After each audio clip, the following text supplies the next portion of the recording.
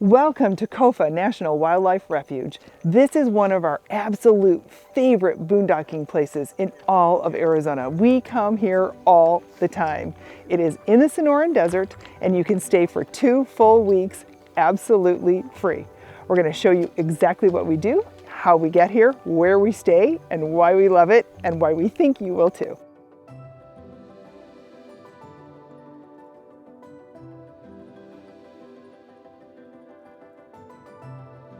KOFA always manages to surprise us. On one visit, something came soaring out of the canyon that left us both staring in disbelief. And on this trip, we saw black smoke on the horizon and hoped it wasn't coming from an RV. Even in this peaceful place, things can change fast. Some of the reasons that we really like being in the KOFA: vehicle travel on the designated roads only. You can't do off-road vehicle stuff, which is really one of the reasons that Pete and I really like KOFA. No drones, no UAVs, no target shooting, and no entering of mines and caves, because the desert is here and it's protected and it's pristine, so you can enjoy it and just tread really lightly, and it's absolutely beautiful. And all of those other things that kind of can make it not so beautiful are restricted, prohibited.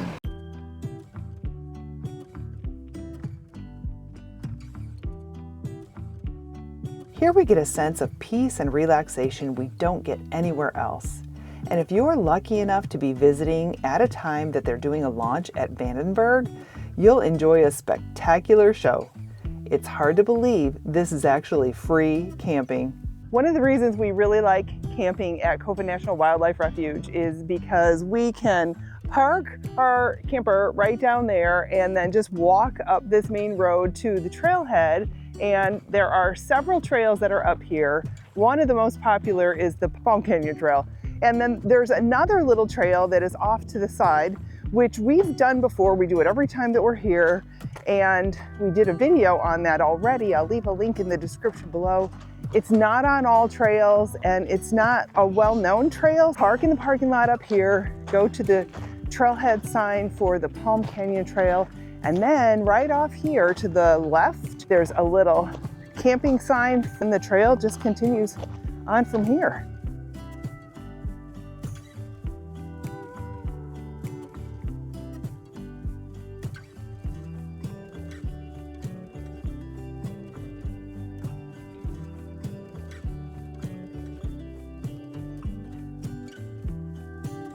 Jumping cholla alert. Pete's got one I didn't even know if it's hanging there. out on his boot.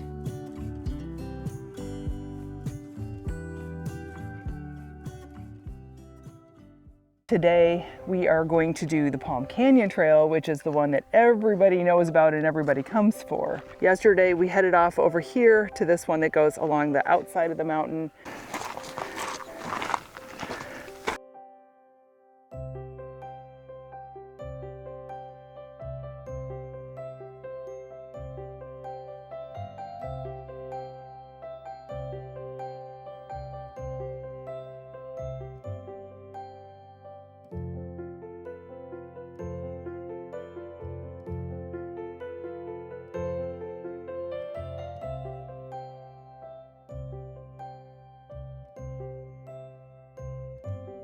Okay, here we are, coming up on the palms.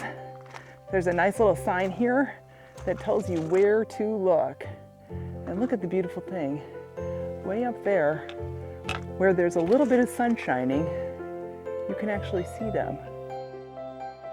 This is the only place in all of Arizona where palm trees naturally occur. And they're the farthest east natural grove in the whole country. So no more wild palms beyond this point, headed eastbound. The last time we were here, there was a guy that jumped. He had a flying suit on. He climbed way up to that peak up there and actually jumped from that ledge, flew right down this canyon and landed right over in the parking lot. I just happened to look up and I saw him flying.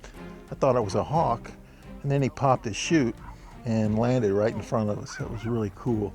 We still talk about it every time we come back here. KOFA always finds a way to surprise us. See any wildlife, Bebedo? No, a couple ravens, that's about it. But that is cool. I don't want to go up there. That's too steep, but that's neat.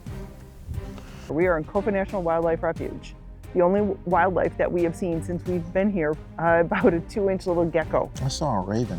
You saw a raven? I did see a raven. Okay. Other than that, I don't know where all the wildlife is in the wildlife refuge. One time we saw bighorn sheep, and the thing is, they go up on the mountains super high, and so they look like little ants when you're looking at them from the ground, so you kind of need binoculars to really see them. We're leaving our campsite in KOFA and we are heading over to Quartzsite. We've got a couple of errands to do. One of them is to get a new fly swatter because Pete broke our retractable fly swatter. And I break everything. He does break a lot of things. I break a lot of things. But the little shops that they have, it's kind of like flea market-ish style. They kind of cater to RVers, so we're hoping we're going to be able to find another retractable fly swatter. There are very few people out here, and that's because we're here in late October, and it's an unseasonably warm October right now. If you can see that, we are currently showing 90, we just dropped a degree. We were 91, we just dropped down to 90 degrees. When it's in the high 80s or low 90s for us Phoenicians that are here, and we kind of, live through hot temperatures all the time, this is actually not too bad. If you're sitting in the shade, don't do a whole lot of hiking when it's that hot. And then of course the evenings cool down enough so that it's nice sleeping weather even without an air conditioner. For all of the snowbirds that are coming into town, they're thinking this is still way too hot. It's too hot.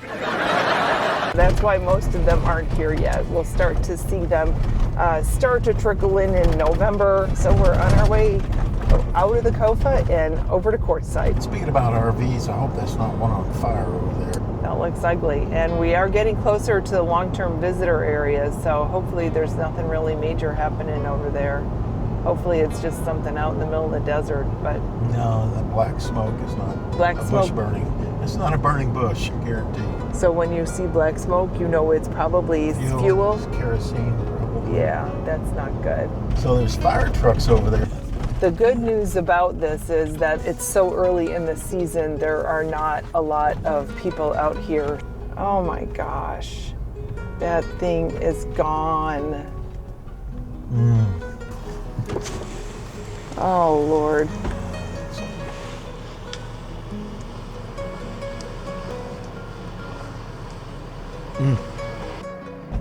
That is so sad. We don't know how it started. We'll keep them in our prayers. Everybody did get out. We heard that. It looks like they had a dog in the truck that was nearby, so they got the people and pets out. It was a tough sight, a reminder of how quickly things can change out here, especially when you're living off-grid.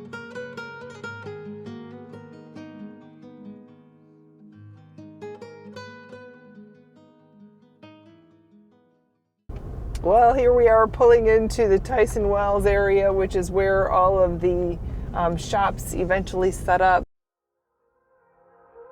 During the season, all of this space behind me is filled with vendors, and since we're here in late October, they're not here yet. Just the other ones that are a little bit more permanent over here on this side of the road are hanging out and open, so hopefully we'll be able to find the supplies that we need and move along with the day.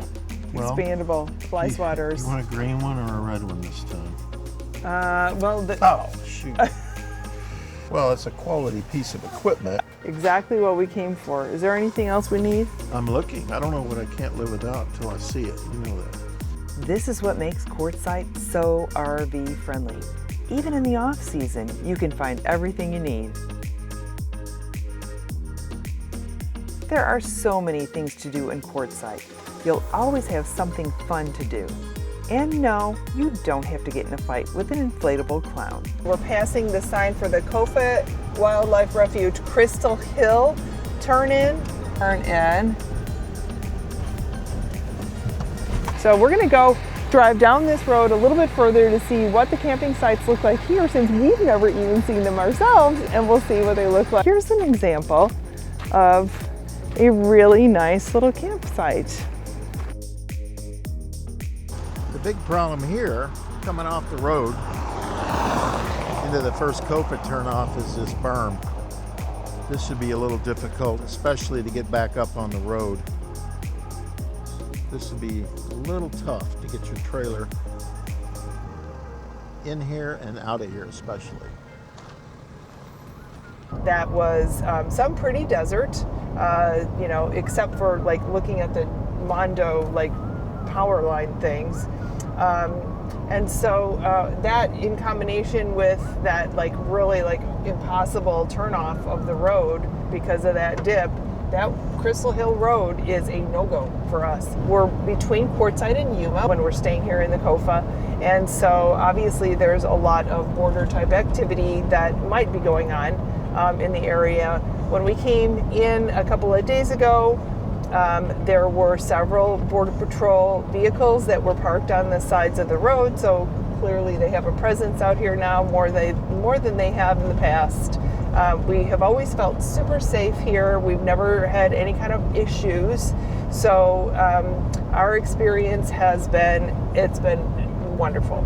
No problems, lots of views, and lots of peace and quiet, and just, you know, beautiful scenery in the desert. Sonoran Desert, you don't get Sonoran Desert in a whole lot of places in the world, and there's several areas in Arizona that have Sonoran Desert, which actually includes things like the saguaro cactus.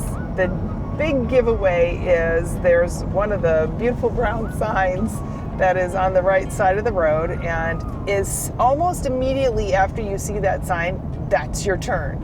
So don't miss it. Here we are, KOFA National Wildlife Refuge, Palm Canyon. Here is the turn. This one is not a big drop off. It's nice, and it's got nice pavement that kind of like feathers down into where you go to the dirt. You're going to need to take your time turning in here. And here we are in BLM land. And this is where you can actually stay for 14 days for free on BLM land. But this is not inside the KOFA National Wildlife Refuge. It's the same road, but in the wintertime, you're going to see people packed in here like on both sides of the road, and you will see masses of people here on the BLM land.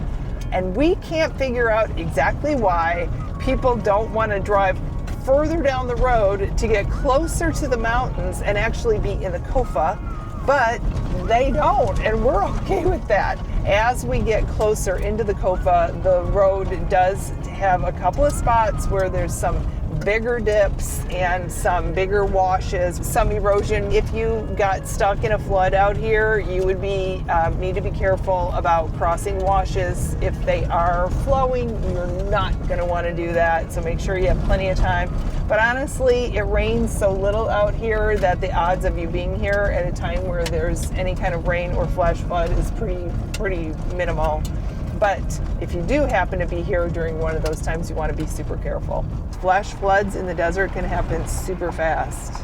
So there's the wash, and one of the washes that you might see. So here we are in, like, this is a little bit more typical of the kind of road that you might have to go over. Here's the one spot on the road that's the very worst spot on the entire road, and you can see how much has been eroded here.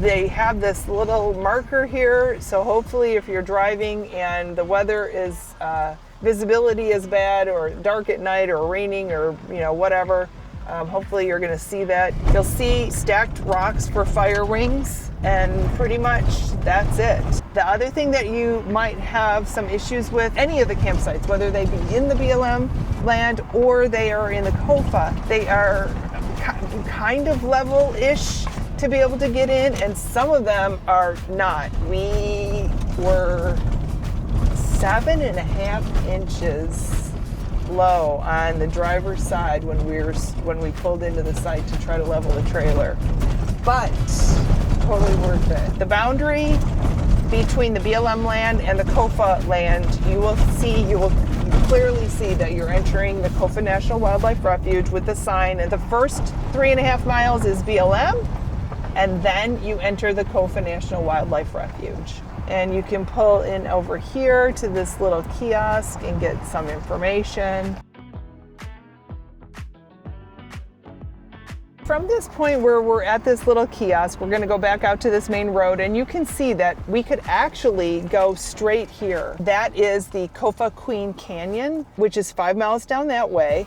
But we're not. We're going to keep going straight on this road to Palm Canyon, which is another 4 miles down the road. And Palm Canyon is the hike that everybody comes out here to do, even if they're not staying here. As you can see, there's camping on both sides of the road, but you can't even tell that there's camping available because there's no campers.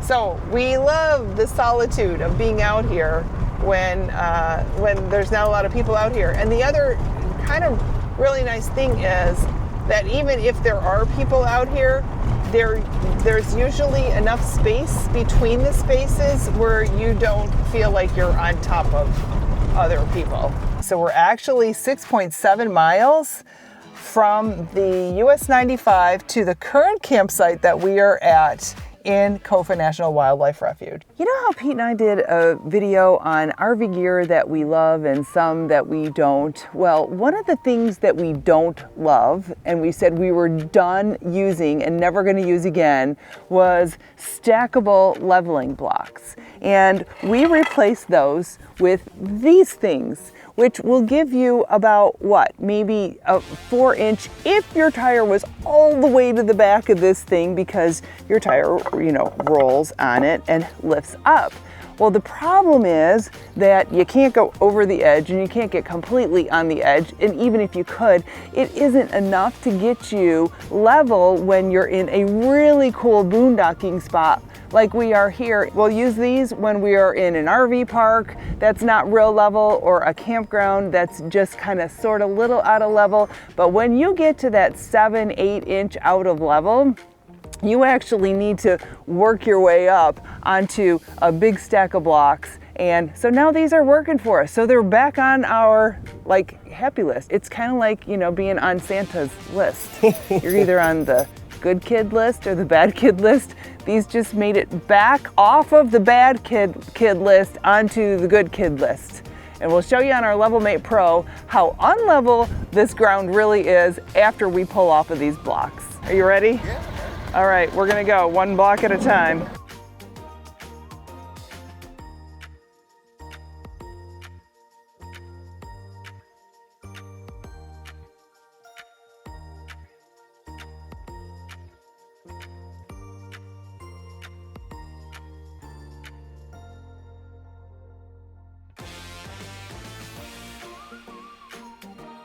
So in the end, we didn't end up with one set of leveling blocks after we threw our old ones away.